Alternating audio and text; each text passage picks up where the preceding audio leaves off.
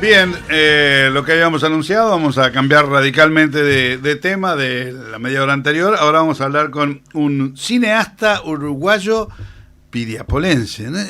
Mire, cuando a mí me dijeron que Bobby estaba haciendo una película, digo, ¿Bobby? Digo, el que no decaiga a la fiesta, un gran amigo, además, por otra parte. Uno de los, obviamente, uno de los muchachos más queridos de Piriápolis. Bienvenido, mi amigo. ¿Cómo le va? Muchas gracias, muy amable, Carlos. Tú sabes que una de las cosas que en realidad no es que me sorprendió, pero aunque sí, gratamente me sorprendió. Cuando hiciste, o se hizo la convocatoria para ver tu película, que era una especie de la primera demostración pública, ¿no? Que fue allí donde está en Playa Hermosa la Universidad de la Imagen. Había tanta gente que a mí me asombró. Digo, ¿qué pasa? Porque además, lo gracioso, que yo siempre he criticado, Piriápolis no es un público afecto a participar en las cosas que se le convoca. No es fácil convocar a gente. Tú convocaste medio pueblo o más. No sé, una cosa increíble. ¿Cómo te cayó eso? ¿Vos esperabas tanta gente? Realmente no. Y aparte estaba planeado que fuese la presentación para la gente que trabajó en la película. Ajá. Y para los familiares de los entrevistados. Ajá. Sí, y la prensa, un preestreno. Preestreno era así, eso es lo que tú me dijiste. Ahí va. Y se terminó yendo de las manos, sí, verdaderamente, sin haber invitado a nadie. Ah. Eso me colmó de orgullo. Claro. Yo vi que además estaba sumamente nervioso. Nunca había un tipo que se moviera tanto y que atacara tanto a un pobre brazo. Lo dejaste a la miseria, el brazo izquierdo, ¿no? Sí. Era una forma de descargar los nervios. Pero yendo a la película, yo te felicito públicamente, ya lo hice personalmente, pero en realidad me encantó todo el trabajo de investigación que hiciste, que arduísimo. Mira, yo creo que armar una película, yo tuve por suerte oportunidad de hacer algo hace muchos años, y lleva mucho tiempo, y sobre todo la postfilmación. Después de la filmación empezar a elegir, esto lo pongo, esto no lo pongo, y esto lo pondré, y dónde lo pongo. Es un lío impresionante, porque supongo que habrá filmado montañas de horas. Sí, para hacer una breve reseña, en el año 2003 salta y surge esta idea a partir de que se cumplían 70 años de la construcción de la cruz. A partir de ese momento fue que se te prendió la lamparita y dice, vamos a hacer algo. Seguro. Ahí va. Escuchando por radio, RBC, se decía en ese momento que se cumplían 70 años de la fundación de la Cruz del Cerro Pan de Azúcar. Y bueno, en el marco del taller de fotografía que yo daba, me interesó muchísimo el tema. Porque, bueno, nunca supimos absolutamente nada de esa cruz. Y después me interesó mucho también el año en que ocurría aquello, que era el fin de una era. Sí. ¿Ah? Uh-huh. En menos de un mes se termina el ciclo Piria. Uh-huh. Se termina realmente el ciclo Piria con la muerte de Francisco Piria, el asesinato. 1933. Uh-huh. Y al mes... Eso fue en diciembre, que muere Piria, y al mes, en 1934, enero 21, es el asesinato de Carlos Bonavita a Francisco José Piria, el hijo mayor de Piria. Claro. Y ahí realmente se termina un ciclo. Ahí en el asesinato. En el asesinato se termina el ciclo Piria. La muerte del propio Bonavita suicidándose en el Hotel Piriápolis. Y esa obra no estaba en el marco de las obras de Piria. Es más, él las había rechazado. Ajá. Cuando le piden el permiso para la curia de Montevideo, le pide el permiso para hacer la obra ahí arriba. Ahora, tú que investigaste todo eso, yo no sé si todos esos datos están en algún lado. Capaz que sí, que por ejemplo puede tener Reborido, o capaz que está en el libro de Martínez Cherro, pero ¿por qué rechazó Piria la confección de la cruz, habiendo hecho además una iglesia?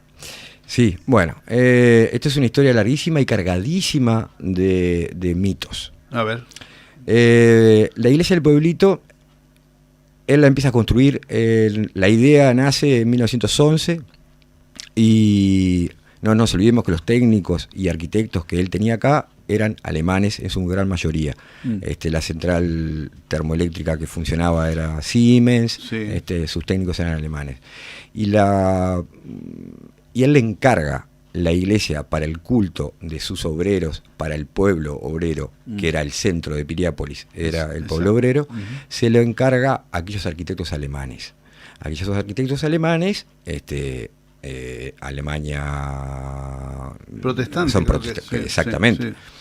Hicieron una iglesia protestante. Hicieron una iglesia de corte protestante, barroco protestante. Sí, claro.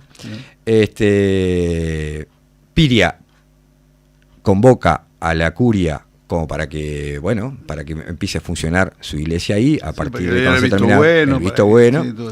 Y bueno, la iglesia y Monseñor Hengler no le gusta aquella idea. No se encuentra con una iglesia de corte católico apostólico romano. Ajá. Y es la única obra que Piria no termina, que comienza y no termina. Entonces, bueno, queda esa rispidez con la iglesia, con la curia. En 1933 se cumplen 19 siglos de la Eucaristía, de la muerte de Jesús. Sí. Y la idea nace de parte de la curia de ese símbolo gigantesco que iba a ser la cruz más grande del mundo, y fue la cruz más grande del mundo. Fue además, antes que muriera Piria, se hizo la gestión, sí, señor. Supongo. Sí, señor. La fue en el 33, pero Piria murió en diciembre, y eso debe haber sido en algún exactamente. Eso fue en mayo del 33. Ajá. Y Piria dijo, no señor. No señor, no señor. Bueno, hasta tanto no muere Piria y hasta tanto no pasa el episodio que antes dijimos, de ese asesinato y posterior suicidio, lo que les dan el permiso y le ceden la parcela son la sucesión de Piria, a cargo de Lorenzo Piria. Bueno, y ahí está en el terreno de semicomprobado, en el terreno medio entre lo mítico, entre lo que se sabe y lo que no se sabe. Pero la cuestión viene por ese lado. Bien. Yo veo que has trabajado muchísimo, y después el lograr encontrar a los testigos, que creo que lamentablemente casi todos murieron, los que aparecen en la película, ¿no? No sé, que algunos, todos murieron. Todo. Entonces encontrar allí una cantidad de gente que hablaba mucho con emoción, algunos perros mediantes que no sabían, se podía hablar. Realmente un elemento histórico, pero tan vívido, que parecería como que fuera hecho accidentalmente. Yo sé que no es accidentalmente, que lo buscaste. ¿Cómo lo lograste todo eso? Fue, en principio, fue de una forma muy amateur. Sí, claro. Se nota además que hay mucho amateurismo en un principio, aunque después fue mejorando hasta convertirse definitivamente en un trabajo excepcional desde el punto de vista profesional, ¿no? Exactamente. Yo no vengo de la academia, no hice escuela de cine, ni mucho menos. Sí vengo del palo de las imágenes, de la fotografía. Sí. Aquello fue mucho amateurismo y también mucha determinación. Claro. Y creer muchísimo en aquella historia para poder contar. Sí, además creer en el proyecto. Exactamente. Porque fueron 12 años, ¿no? Sí, claro. De machacar y creer en esa idea. Y la idea es ni más ni menos, Carlos, que desde muy chico mi abuela me contaba. Mi abuela nació acá, en Piriápolis, en 1911. Me contaba que un día del 9 de diciembre de 1939, ellos estaban viviendo en Balneario Solís, mi abuela y mi abuelo. Mi tía Blanca era chica, y hubo una tormenta impresionante. Era un día como el de hoy, espléndido y radiante, y se sentían que había una tormenta increíble. Y mi abuelo va hasta la barranca de Solís, que no había absolutamente nada. La barranca. Las barrancas del Solís, del río Solís, para ver los truenos y los rayos. Claro, la tormenta que se venía, claro. Y no era ninguna tormenta, sino que era la batalla del Río de la Plata. Mirá. Claro. de 1939, claro. 39, recién comenzaba la Segunda Guerra Mundial. El Graf Spee, el Exeter, Aquiles, el Ajax. Sí. Y la batalla empieza en Punta Negra, acá. Acá empezó, mirá. Acá, frente a claro, Punta eso es lo Negra. que escuchaban, qué maravilla, no sabía ese dato. Sí, y esa historia siempre me fascinó, y me fascinó la historia del Graf Spee y por qué en el Río de la Plata pasaban estas cosas. Todas esas historias, que en aquel momento yo no tenía cómo registrarlas porque no era tan fácil el acceso a cámaras grabadoras, ni mucho menos. Cuando mi abuela muere, fue una cosa que me quedó en el debe. Y bueno, y rescatar la memoria colectiva de los habitantes de Piriápolis, aquellas personas que eran todos, algunos trabajaron conmigo desde el Argentino Hotel, como Valiero y como otros más, y como el propio Chino Cabrera, me pareció que era inevitable salir a buscarlas y registrarlas y tenerlas ahí. Entonces esta idea nace con la idea de la cruz, pero termina siendo una excusa para terminar. Claro, exactamente. Te iba a decir, es decir, la cruz no deja de ser una mera excusa para mostrar, qué sé yo, vivencias, anécdotas, cosas que quedaron en el recuerdo exclusivamente de esa gente, que además nosotros, los que venimos de otro lado, y sobre todo los que han descendido de ellos, posiblemente ya ni se acuerdan. Yo vi allí uno solo vi de los descendientes, que fue Miguelito García, que el padre fue uno de los grandes artistas de esta película, porque fue impresionante los relatos que él encontró, que él dijo. Y hay otra gente que te voy a pedir que me los nombres después, tenemos que hacer una pausa. Bárbaro. Y enseguida me nombrás todos los que participaron, porque quiero de alguna manera que sea el gancho para que la gente que no pudo verlo vaya a verlo, aunque sea para ver esa gente que tuvo que ver con la película. Volvemos enseguida con el Bobby Fernández. Yo le digo el Bobby, yo sé que se llama Fernando, pero a mí me gusta más decirle Bobby. Continuamos y después le vamos a contar los proyectos que surgen en estas conversaciones fuera de micrófonos con el Bobby Fernández. Bobby, recién hablábamos y quiero que tú lo digas al aire, porque de alguna manera siempre alguien, cuando lo vas a entrevistar, se reestructura, arma otra personalidad frente a un micrófono y me imagino que frente a una cámara mucho más. ¿Cómo lograste que los personajes que aparecen en la película hablen con tal fluidez y naturalidad como que no existiera nadie? Estaban hablando contigo, con alguien, con no sé. ¿Cómo lo lograste eso? Porque no es difícil, no es fácil, ¿eh? Verdaderamente no es fácil. Todos nosotros, es más, yo estoy extremadamente nervioso de estar enfrente a un micrófono. Me extraña usted, mi amigo. Sí, y bueno, imagínate una persona que casi que le caes por sorpresa a su casa. Cuanto menos aparataje técnico y menos abordaje tengas del personaje, más libres están. Sí. Ahora, cuando ya ibas a poner un solapero, el solapero es un micrófono, el micrófono chiquito, para explicarle a la gente, ya ahí la cosa cambiaba. Cambia el relato, cambia la postura, cambia la actitud completamente. Cambia. Es una actitud medio defensiva y sobre todo reflexiva. No quiero meter la pata. Exactamente, exactamente. Entonces me di cuenta enseguida que no lo podía invadir. Sí. Y la idea fue que tú que tuviste en la película, fue que no hablaran de frente a la cámara, que no fuese, que no los amedrentara la cámara. Entonces, que tuviese un interlocutor y que hablase en un plano y mirara hacia un costado de la cámara, como para que después el que la fuese a ver se asomara hacia una ventana, por una ventana, y escuchara aquellos relatos. Bien. Con lo cual descontracturaba al entrevistado y me daba la posibilidad de que luego en edición eso enriquecerlo y fuese lo más natural posible. Bien, sí, lo lograste, te digo. Sí, yo creo que sí. El tema es cómo, claro, yo miraba a los actores, porque yo tuve oportunidad de hablar, por ejemplo, con el Chino Cabrera, en alguna oportunidad, no me acuerdo cuándo fue y por qué razón, estuvimos en el lugar donde mataron a Pancho Piria, y él hacía el relato desde ahí mismo, cómo fue todo ese tema.